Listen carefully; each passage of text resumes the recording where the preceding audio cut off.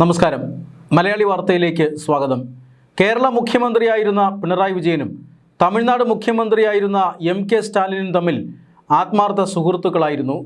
ഇരുവരും തമ്മിലുള്ള സുഹൃത്ത് ബന്ധം നമുക്കറിയാം, രാഷ്ട്രീയത്തിൽ വളരെയധികം പ്രശസ്തമാണ്. ഏതാണ്ട് ഒരേ രാഷ്ട്രീയ നിലപാടുകളാണ് ഇരുവർക്കും ഉള്ളത്. DMK-യുടെ രാഷ്ട്രീയ പ്രത്യയശാസ്ത്രവും CPM-ൻ്റെ രാഷ്ട്രീയ പ്രത്യയശാസ്ത്രവും തമ്മിൽ ചില സാമ്യതകളുണ്ട്. ഒരുപക്ഷെ ഇതുകൊണ്ടായിരിക്കണം രണ്ട് മുഖ്യമന്ത്രിമാരും തമ്മിൽ വളരെ അടുത്ത സൗഹൃദ ബന്ധം ഉണ്ടായത്. എന്നാൽ ഈ അടുത്ത കാലത്ത് പുറത്തിറങ്ങുന്ന DMK-യുടെ മുഖപത്രമായ മുരശൊലി വായിച്ചാൽ, അതിലെ ഒരു ലേഖന പരമ്പര വായിച്ചാൽ പിണറായി വിജയനും സ്റ്റാലിനും തമ്മിൽ ഇങ്ങനെ എന്തെങ്കിലും അടുത്ത ബന്ധമുണ്ടായിരുന്നോ എന്ന് നമുക്ക് സംശയം തോന്നിപ്പോകും. കാരണം മുരശൊലിയിൽ പിണറായി വിജയനെ വലിച്ചു കീറുകയാണ് DMK-യുടെ സ്വന്തം പാർട്ടി മുഖപത്രമായ മുരശൊലിയിലാണ് പിണറായി വിജയനെതിരെ, അതായത് DMK നേതാവായ സ്റ്റാലിൻ്റെ ചങ്ക് ബ്രോയായിട്ടുള്ള പിണറായി വിജയനെതിരെ ഇത്രയും വിമർശനാത്മകമായ ലേഖന പരമ്പര ഇപ്പോൾ പുറത്തു വരുന്നത്. പിണറായി വിജയൻ ഭൂലോക പരാജയമാണ് എന്നാണ് ഈ ലേഖനങ്ങളിൽ മുരശൊലി എഴുതിവിടുന്നത്. എന്തുകൊണ്ടാണ് പിണറായി വിജയനെ ഇങ്ങനെ സ്റ്റാലിൻ്റെ DMK ആക്രമിക്കുന്നത്? ഇത് സത്യത്തിൽ ഈ അടിക്കാനുള്ള വടി കൊടുത്തത് തമിഴ്നാട് CPM ആണ്. കഴിഞ്ഞ കുറേ വർഷങ്ങളായി തമിഴ്നാട്ടിലെ CPM DMK-യുടെ ഒപ്പമാണ്, DMK-യുടെ സഖ്യകക്ഷിയായിട്ടാണ് മത്സരിക്കുന്നത്. DMK-യിൽ നിന്ന് പണം പറ്റി, DMK-യിൽ നിന്നും സീറ്റ് വാങ്ങി മത്സരിച്ച് DMK-യിൽ നിന്നുള്ള അല്ലെങ്കിൽ DMK സർക്കാരിൽ നിന്നുള്ള എല്ലാ ആനുകൂല്യങ്ങളും പറ്റുന്ന ഒരു പാർട്ടിയായിരുന്നു CPM. അത് CPM മാത്രമല്ല, CPI, മുസ്ലിം ലീഗ്, കോൺഗ്രസ്, ഇവരെല്ലാം അങ്ങനെ തന്നെയായിരുന്നു. കോൺഗ്രസിനെ പോലെയുള്ള രാഷ്ട്രീയ പാർട്ടികൾ DMK-യിൽ നിന്നും സാമ്പത്തിക സഹായമൊന്നും കൈപ്പറ്റുന്നില്ല എങ്കിലും CPM അങ്ങനെയല്ല. CPM-ൻ്റെ തിരഞ്ഞെടുപ്പ് പ്രവർത്തനങ്ങൾക്കും പ്രചരണങ്ങൾക്കും ആവശ്യമായ എല്ലാ ചെലവും വഹിക്കുന്നത് DMK തന്നെയായിരുന്നു. DMK-യിൽ നിന്നും കോടിക്കണക്കിന് രൂപ കൈപ്പറ്റുന്നതായി CPM തിരഞ്ഞെടുപ്പ് കമ്മീഷന് നേരത്തെ കണക്കുകൾ നൽകിയിരുന്നത് പുറത്തു വന്നിരുന്നതാണല്ലോ. അതുകൊണ്ട് തന്നെ അങ്ങനെ ഒരു ഘടകകക്ഷി എന്ന നിലയിൽ DMK-യെ ആശ്രയിച്ച് തമിഴ്നാട്ടിൽ പ്രവർത്തിക്കുന്ന ഒരു ഘടകകക്ഷി എന്ന നിലയിലായിരുന്നു CPM. എന്നാൽ ഈ തെരഞ്ഞെടുപ്പ്, ഈ കഴിഞ്ഞുപോയ നിയമസഭാ തെരഞ്ഞെടുപ്പ് തമിഴ്നാട് രാഷ്ട്രീയത്തെ തന്നെ ഒന്നാകെ മാറ്റിയ ഒരു തെരഞ്ഞെടുപ്പായിരുന്നു. അതായത് അവിടെ അപ്രതീക്ഷിതമായി TVK എന്ന രാഷ്ട്രീയ പാർട്ടി, നടൻ ജോസഫ് വിജയുടെ നേതൃത്വത്തിലുള്ള TVK എന്ന രാഷ്ട്രീയ പാർട്ടി ഒരു വലിയ തരംഗമായി മാറുകയും അധികാരത്തിലെത്തുകയും ചെയ്തു. അതായത് കേവല ഭൂരിപക്ഷത്തിന് അടുത്തെത്തുന്നു. 108 സീറ്റുകളുമായിട്ടാണ് തെരഞ്ഞെടുപ്പ് വിജയിക്കുന്നത്. ഏതാനും ചില സീറ്റുകൾ കൂടി കേവല ഭൂരിപക്ഷത്തിന് അത്യാവശ്യമായി വന്നു. ആ സാഹചര്യത്തിൽ തമിഴ്നാട്ടിൽ ഒരു രാഷ്ട്രീയ പ്രതിസന്ധി ഉടലെടുത്തപ്പോൾ DMK നേതൃത്വത്തെ ഞെട്ടിച്ചുകൊണ്ട് കോൺഗ്രസും CPM-ഉം CPIM-ഉം അതുപോലെ തന്നെ മുസ്ലിം ലീഗും ഒരുമിച്ച് TVK-ക്കൊപ്പം പോകുന്നതാണ് നമ്മൾ കണ്ടത്. TVK അവർക്ക് മന്ത്രിസ്ഥാനം അടക്കം വാഗ്ദാനം ചെയ്തിരുന്നു. അതുകൊണ്ടാണ് ഇവരെല്ലാം TVK-ക്കൊപ്പം പോയത്. DMK ആയാലും ADMK ആയാലും തമിഴ്നാട്ടിൽ ഘടകകക്ഷികളെ ഈ മന്ത്രിസ്ഥാനത്തേക്ക് പരിഗണിക്കുന്ന പതിവില്ലായിരുന്നു. ഘടകകക്ഷികൾക്ക് ചെലവിനുള്ള പണം കൊടുക്കും, അല്ലാതെ ഘടകകക്ഷികളെ മത്സരിപ്പിച്ച് ഏതെങ്കിലും സീറ്റുകളിൽ ജയിപ്പിക്കും, അങ്ങനെ എണ്ണം ഒപ്പിക്കുമെന്നല്ലാതെ ഇവർക്ക് യാതൊരുവിധ മന്ത്രിസ്ഥാനമോ അല്ലെങ്കിൽ മറ്റേതെങ്കിലും പരിഗണനയോ രണ്ട് മുന്നണികളും നൽകാറില്ല. അത് തമിഴ്നാട്ടിലെ ഒരു രാഷ്ട്രീയ പാരമ്പര്യമാണ്. ആ രാഷ്ട്രീയ പാരമ്പര്യത്തിനാണ് ഇന്ന് വിജയ് അറുതി വരുത്തിയിരിക്കുന്നത്. അതുകൊണ്ട് തന്നെ കോൺഗ്രസും CPM-ഉം CPI-യും അതുപോലെ തന്നെ മുസ്ലിം ലീഗും ഒന്നും രണ്ടാമതൊന്നും ആലോചിച്ചില്ല. DMK-യോട് പറയാതെ ഒറ്റ ചാട്ടമാണ് അപ്പുറത്തു നിന്നും ഇപ്പുറത്തേക്ക്. ഇവിടെ വലിയ പരാജയം ഏറ്റുവാങ്ങി വീട്ടിലൊരു മൂലയ്ക്കിരിക്കുകയാണ് അച്ഛനും മകനും. അച്ഛൻ സ്വന്തം ഉരുക്കുകോട്ട എന്ന് പറഞ്ഞിരുന്ന മണ്ഡലത്ത് പോലും തോറ്റുപോയി.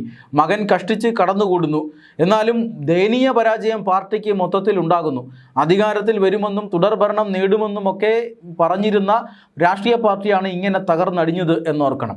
ആ സമയത്ത് ഘടകകക്ഷികൾ മുന്നണി വിട്ടു പോകുന്നു, DMK ഒറ്റപ്പെട്ടു പോകുന്നു. അതുകൊണ്ട് തന്നെ CPM-നെയും കോൺഗ്രസിനെയും എല്ലാം DMK ഇപ്പോൾ നിശിതമായി വിമർശിച്ചുകൊണ്ടിരിക്കുകയാണ്. CPM മുന്നണിയെ ചതിച്ച് നിർണായകമായ ഘട്ടത്തിൽ പുറത്തുപോയ പാർട്ടിയാണ് എന്നാണ് DMK പരസ്യമായി തന്നെ വിമർശിക്കുന്നത്. ഇതിന് മറുപടിയായി തമിഴ്നാട്ടിലെ CPM നേതാവ് ഷൺമുഖം പറഞ്ഞ ഒരു കാര്യമെന്നത്, തമിഴ്നാട്ടിൽ കഴിഞ്ഞ 5 വർഷം കൊണ്ട് ഉദാരവൽക്കരണ നയങ്ങളാണ് സ്റ്റാലിൻ സർക്കാർ നടപ്പിലാക്കിയത്. ഇതാണ് തോൽവിക്ക് കാരണം എന്നാണ് തമിഴ്നാട് CPM DMK-യെ ശക്തമായി വിമർശിച്ചുകൊണ്ട് രംഗത്തെത്തിയത്. ഇത് DMK-യെ പ്രകോപിപ്പിച്ചു എന്ന കാര്യത്തിൽ തർക്കമൊന്നുമില്ല. ഈ പ്രകോപനം ശക്തമായ തിരിച്ചടി നൽകാൻ അവർക്ക് കാരണമായി. അങ്ങനെയാണ് തമിഴ്നാട് BJP കൊടുത്ത വടിയെടുത്ത് തമിഴ്നാട്ടിലെ DMK തന്നെ പിണറായി വിജയനെ, CPM-ൻ്റെ കേരളത്തിലെ നേതാവായ പിണറായി വിജയനെ തുരുതുര ഈ മുരശൊലി എന്ന പാർട്ടി പത്രം വഴി അടിച്ച് റെഡിയാക്കിയത്. അതായത് പിണറായി വിജയൻ കേരളത്തിൻ്റെ വിഭവങ്ങളെല്ലാം അദാനിക്ക് കൈമാറിയ നേതാവാണ്. ബിർളയ്ക്ക് പോലും പച്ച പരവതാനി വിരിച്ച് കേരളത്തിലേക്ക് അവിടുത്തെ വ്യവസായ വകുപ്പ് മന്ത്രി കൊണ്ടുപോയി എന്ന് ചെന്നൈയിൽ വന്ന് പ്രസംഗിച്ചിട്ടുണ്ട്. പിണറായി വിജയനും നരേന്ദ്രമോദിയും അദാനിയും ഒരുമിച്ച് നിൽക്കുന്ന ചിത്രമടക്കം ഈ ലേഖനത്തിലുണ്ട് എന്നുള്ളതാണ്. അങ്ങനെ ഓരോ പ്രകൃതി വിഭവങ്ങളും അദാനിക്ക് കൈമാറുന്ന നവലിബറൽ ഉദാരവൽക്കരണ നയങ്ങൾ നടപ്പിലാക്കുന്നത് പിണറായി വിജയൻ സർക്കാരാണെന്നും അതുകൊണ്ടാണ് പിണറായി വിജയൻ സർക്കാരിനെ തോൽപ്പിച്ച് ജനം വീട്ടിലിരുത്തിയതെന്നും അത് തമിഴ്നാട്ടിലെ CPM കാണണമെന്നും DMK-ക്കെതിരെ ഈ വടിയെടുക്കുന്നതിന് മുമ്പ് ഇത് കാണണമെന്നുമൊക്കെയാണ് ഈ ലേഖനത്തിനുള്ളത്. സത്യത്തിൽ പിണറായി വിജയനെതിരെ അതിരൂക്ഷമായ വിമർശനമാണ് ഈ ലേഖനത്തിലുള്ളത് എന്ന് തന്നെ പറയാം. കേരളത്തിലെ CPM സഖാക്കൾ ഇരട്ടച്ചങ്കൻ എന്ന് പറയുന്ന കേരളത്തിലെ CPM സഖാക്കൾ 10 വർഷം കേരളത്തെ ഭരിച്ച് ലോകോത്തരമാക്കി എന്ന് പറയുന്ന ഒരു മുഖ്യമന്ത്രിക്കെതിരെയാണ് സ്വന്തം അപ്പുറത്തെ അല്ലെങ്കിൽ സ്വന്തം ഘടകകക്ഷിയെ പോലെ ഉണ്ടായിരുന്ന, അതായത് സ്വന്തം സുഹൃത്തായ ഒരു നേതാവിൻ്റെ രാഷ്ട്രീയ പാർട്ടി ഇങ്ങനെ അതിനിശിതമായ വിമർശനം ഉന്നയിച്ചിരിക്കുന്നത്. പിണറായി വിജയൻ സത്യത്തിൽ ഞെട്ടിപ്പോയി എന്നാണ് കേട്ടത്. പിണറായി വിജയനും MK സ്റ്റാലിനും തമ്മിൽ എന്തൊരടുപ്പമായിരുന്നു. ഇവരുടെ കുടുംബാംഗങ്ങൾ തമ്മിൽ പോലും വലിയ അടുപ്പമായിരുന്നു എന്നാണ് പറയാറുള്ളത്.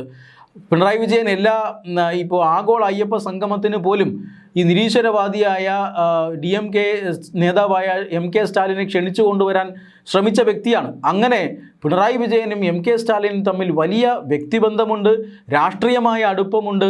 എന്നിട്ട് പോലും പിണറായി വിജയനെ നിശിതമായി സ്റ്റാലിൻ്റെ പാർട്ടിയുടെ മുഖപത്രം രാഷ്ട്രീയമായി കടുത്ത ഭാഷയിൽ ആക്രമിച്ചിരിക്കുന്നു എന്ന് പറഞ്ഞാൽ പിണറായി വിജയന് അത് താങ്ങാൻ പറ്റാത്തതാണ്. എന്തുകൊണ്ടാണ് ഇങ്ങനെ സംഭവിച്ചത് എന്നതാണ് ഇപ്പോൾ CPM സംസ്ഥാന ഘടകം. കേരളത്തിലെ പ്രതിപക്ഷം പോലും പിണറായിയെ ഇങ്ങനെ വിമർശിച്ചിട്ടില്ല. പരാജയത്തിന് ശേഷം കേരളത്തിൻ്റെ സ്വത്തുക്കളെല്ലാം അദാനിക്ക് വിറ്റതുകൊണ്ടാണ്, അദാനിക്ക് തീറെഴുതിയത് കൊണ്ടാണ് കേരളത്തിലെ ജനങ്ങൾ പിണറായി വിജയനെ പുറത്തു നിർത്തിയത് എന്ന് കേരളത്തിലെ പ്രതിപക്ഷം പോലും പറഞ്ഞിട്ടില്ല. ആ സാഹചര്യത്തിലാണ് തമിഴ്നാട് CPM കൊടുത്ത വടി ഉപയോഗിച്ച് DMK ഇപ്പോൾ പിണറായി വിജയനെ കണക്കറ്റ് മർദ്ദിച്ചിരിക്കുന്നത്. ഇവിടെ ഒരു പരാജയം കൊണ്ട് തന്നെ വലിയ ബുദ്ധിമുട്ടിലാണ് ആശാൻ ഇപ്പോഴുള്ളത്.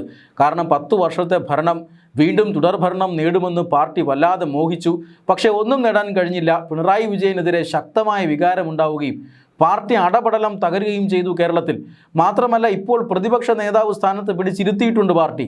രാവിലെ എണീക്കുക, നിയമസഭയിലേക്ക് വരിക, ഭരണപക്ഷത്തു നിന്നും പരമാവധി വാങ്ങിക്കൂട്ടുക, തിരിച്ച് വീട്ടിൽ പോയി കിടന്നുറങ്ങുക.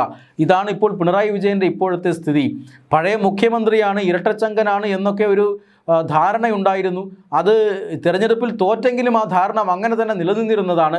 ഒരുപക്ഷെ പ്രതിപക്ഷ നേതൃസ്ഥാനം മറ്റാർക്കെങ്കിലും കൊടുത്ത് ഇപ്പോൾ വീട്ടിലിരുന്നെങ്കിൽ പിണറായി വിജയൻ ഒരുപക്ഷെ ഇതിനേക്കാൾ വലിയ ബഹുമാനം കിട്ടുമായിരുന്നു. പക്ഷേ ഇപ്പോൾ VD സതീശനും സംഘവും പന്ത് തട്ടുന്നത് പോലെയാണ് നിയമസഭയിലിട്ട് പിണറായി വിജയന് കൊട്ടുന്നത്. ഇങ്ങനെ വളരെ മാരകമായ ഒരു സ്ഥിതിയിലാണ് പിണറായി വിജയൻ ഇപ്പോൾ കേരളത്തിലുള്ളത്. മാത്രമല്ല മകൾ വീണ വിജയനെതിരെ കേന്ദ്ര ഏജൻസികൾ കടുത്ത നടപടികൾ സ്വീകരിച്ചു കൊണ്ടിരിക്കുന്നു. SFIO അന്വേഷണം പൂർത്തിയായിരിക്കുന്നു, EDയുടെ അന്വേഷണം പുരോഗമിക്കുന്നു. ഇങ്ങനെ ഇരിക്കപ്പുറതിയില്ലാത്ത സമയത്താണ് ഇപ്പോൾ ഉറ്റ സുഹൃത്ത് എന്ന് കരുതിയിരുന്ന MK സ്റ്റാലിൻ്റെ പാർട്ടിയിൽ നിന്ന് പോലും അപ്രതീക്ഷിതമായ തിരിച്ചടി പിണറായി വിജയന് ലഭിക്കുന്നത്. CPMഉം പിണറായി വിജയനും ഈ ലേഖനം വായിച്ച് ഞെട്ടൽ മാറാതെ ഇരിക്കുകയാണ് എന്നാണ് ലഭിക്കുന്ന സൂചന.